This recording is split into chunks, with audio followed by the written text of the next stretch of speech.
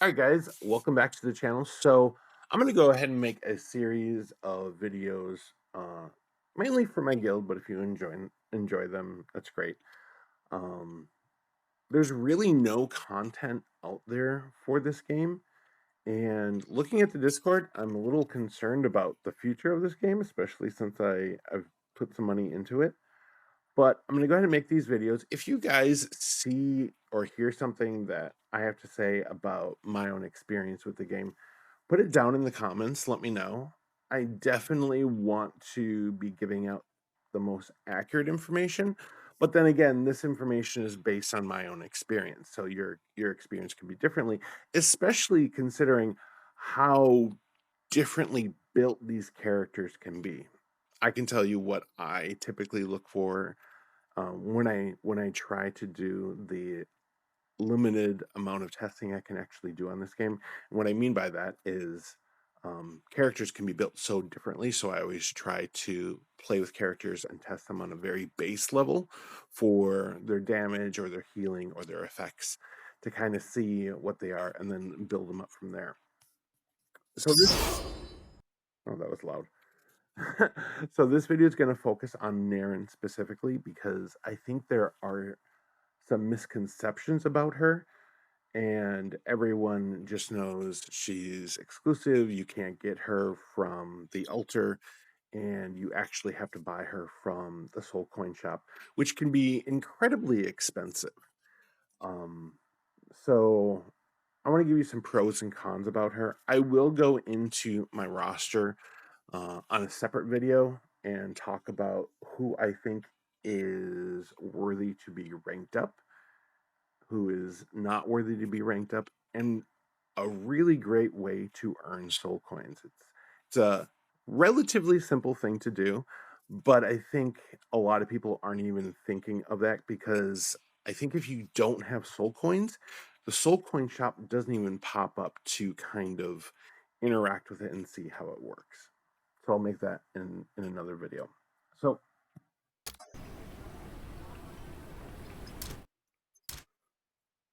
I'm actually just going to go into these settings again because that's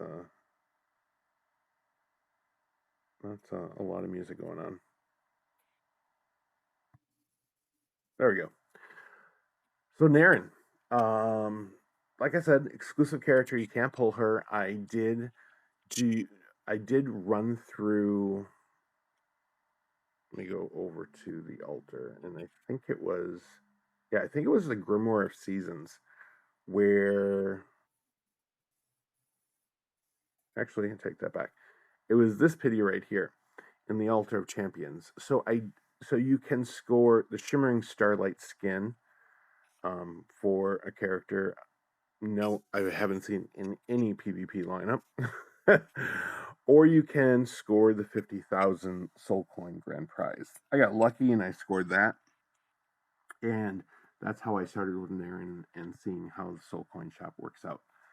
So let's just go ahead and take a look at her skills. So she has, actually, I'll start with her most basic skill she starts with. She starts with penance. So this basically is a link to your highest physical attacker. So she casts a prayer establishing a link with the teammate who has the highest physical attack.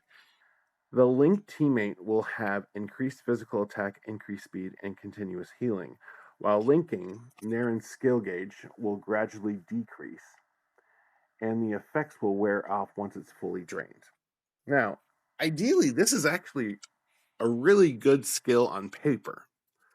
The problem, especially when you're fighting bosses, uh, for instance, being in the tower, this sucks big time. When you're on a campaign and you're fighting a campaign boss, this really sucks big time. Literally when you need it most. Because these bosses do massive AoE damage. Okay.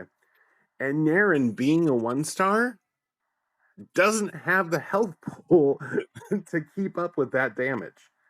That is probably the biggest problem. Now, if she was a maxed out character, this might be different. Might be. I'm not sure about that. But when she's starting out, this, I would say, even in PvP, to get her skill gauge to go up that fast, I mean, you would have to be tanking hardcore. That fight would be having to need to go on for a while. So I would say don't rely on this skill. If this is a skill you see in her kit and you're like, oh my god, I need that, I would say don't rely on it and don't focus on it. When it does work, it's awesome. So Mystic Snake. Narin summons a Mystic Snake to attack the enemy with the highest armor, piercing through their armor and weakening it for 8 seconds. So, and keep in mind both of these are beefed up by your magic attack. That's very crucial when you're building your characters to look at that this specific in the skills in your characters. But this skill right here is great if you want to take down a tank, because it's probably going to target the tank. Those are the characters with the highest armor, and it is targeting the highest armor. So this could be good. I don't think it's. I would say it's above average.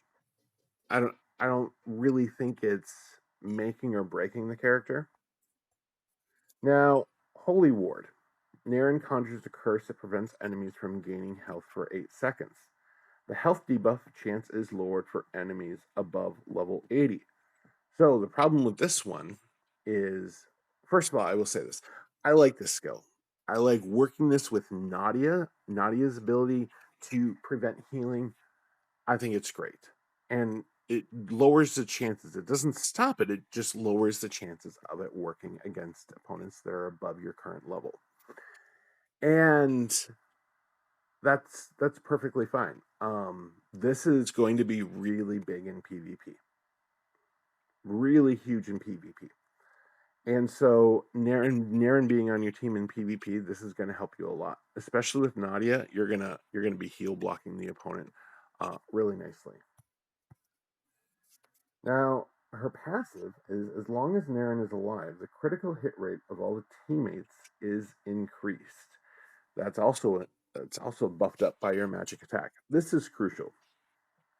This is crucial because this is her passive, so it's always on. And what you really want to take a look at is your team comp. Do the members in your team, are they using critical rate, critical hit chance? And she's just increasing the chance of them doing a critical.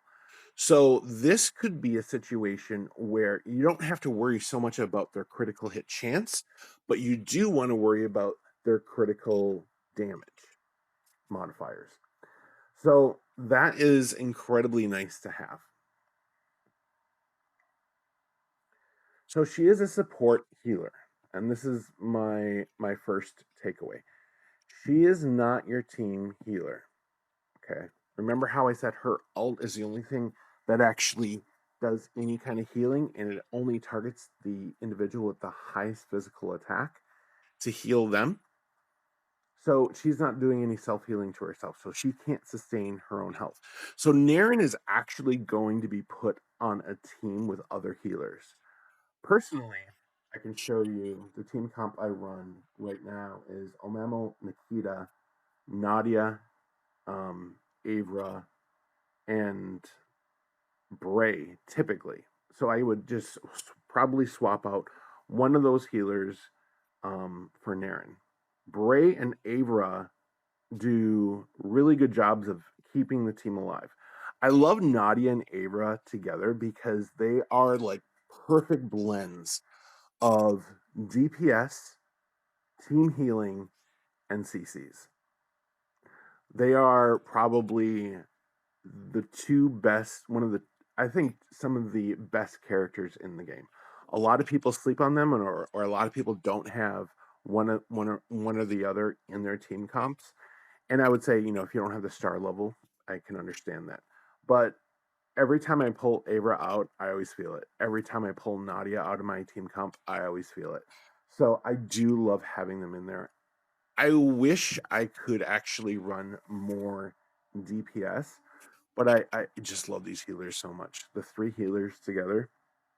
I would love Bray to have an event to actually get his shards. But I'm getting off topic here. So, skins. Now remember how I said all of her skills are based on magic attack. You're going to want to use the skin that boosts magic attack because that's going to boost all of her skills. So, of course, I went with Oasis Lament. This was a skin that you can actually buy with, what are these? Skin stones, or you can buy it outright for 15 bucks. I bought it outright for 15 bucks because I don't want to use my skin stones to buy anything. I want to use them to power up my skins. So that one is really big. I also bought the Shape of Water, and I bought the Shape of Water specifically because she is a 1-star character. Because she goes down first. She's a 1-star character. She has no health pool on her, and I'll show you what her health looks like. So, I mean, if you compare her, let's just compare. Well, okay, that health is 44,847. Let's compare her to someone like Nadia. So Nadia has, about 25,000 more health on her. And she's only ranked 2. Let's look at Ava. Ava only has 63,000. Let's look at Bray. And Bray has 94,000 health. Bray, I mean, he's kind of a tank in himself. I just need to get him to do some damage. So when you first get Narin, she's not going to be great. But the way around that is getting the skin to boost her health. Now it's going to take me some time to get her health pool up, but as you can see, that skin itself is providing 8,600 health. If we go back, I mean, can you imagine her without 8,600 health? That would be really sad. So when you get Narin, you might not be able to use her right away. You're definitely going to have to build her up. She is going to definitely need some help. I would love to give her some intelligence, but right now, those skin stones have to go to that magic attack and health. Right now, they're going to health because my magic attack doesn't matter if I can't keep her alive. And of course, I got her relics up to level 25. Um, this one increases her invasion and health, armor, and that when she uses her penance skill in battle, it can trigger an effect that gives a bonus stat to the whole team for 9 seconds. And then boosting her intelligence there. So I was going to do her magic attack until I started really focusing on that health. And I was like, no, I need to get that health up. And then the gift of her elements, I got that up to level 15. So do I think Narin is worth it? Yes. Do I think she should be in your team comp? Yes, I should. But don't expect a whole lot, and she might die really fast when you just unlock her. But at a 5-star, I think these skills be a lot better than they currently are. And giving her that time to survive, that penance is going to fire off and really help your highest physical attacker. But keep in mind, she is going to need another healer to keep her alive. And so she is the kind of support that I wouldn't even put her in a healing category because she does healing, but whatever. I would put her in basically just supporting your entire team, buffing up your entire team, which is crucial from a support character. But just make sure your expectations are for somebody that's not a healer, that's going to help other characters in your team do damage. Let's go over to the soul shop because that's where we got her from. And so she is 5,000 coins a day. So I need 50 to get her to 2-star. I have 10. That means I got to buy another 40. I'm only going to be able to afford at this rate about 25. So it's going to take me some time farming these soul coins. And I'm going to go ahead and um, tell you guys how to farm those soul coins in another video. But thanks for so much for watching. Let me know what you think. Let me know if I'm off base, if you disagree with me, if you agree with me. Thanks for watching. Take care, and I will talk with you later.